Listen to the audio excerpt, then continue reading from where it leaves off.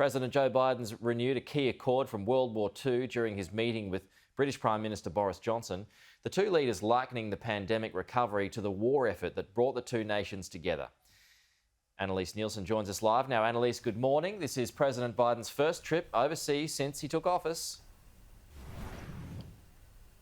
It is, and that makes it significant in itself. But one of the really interesting things to watch in this trip is the fact that the US is putting so much emphasis on the relationship with Europe and the European Union. This is quite deliberately done to try to counter the influence that we've seen coming out of China, Russia, that increasing aggression.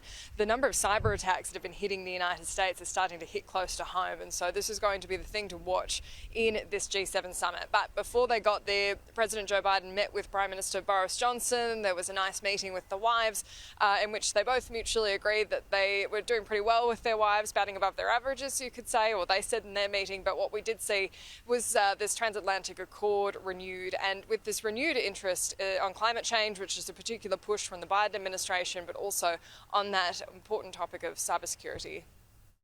Today, we build on that commitment with a revitalized Atlantic Charter, updated to reaffirm that promise while speaking directly to the key challenges of this century: cybersecurity, emerging technologies, global health, and climate change.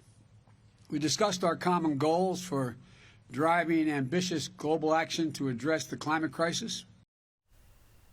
President Biden also formalised the announcement of 500 million COVID-19 vaccines being distributed right around the world, paid for by the US government. That's to counter China's program of vaccine diplomacy. The government here has been quite critical of that, saying that there's real doubts about the efficacy of that vaccine, and it's quite similar to the Belt and Road Initiative, which has become a debt trap for so many developing nations especially. So this is going to be the big push from the president on the world stage as he tries to reframe how the US interacts with the rest of the world following the Trump years.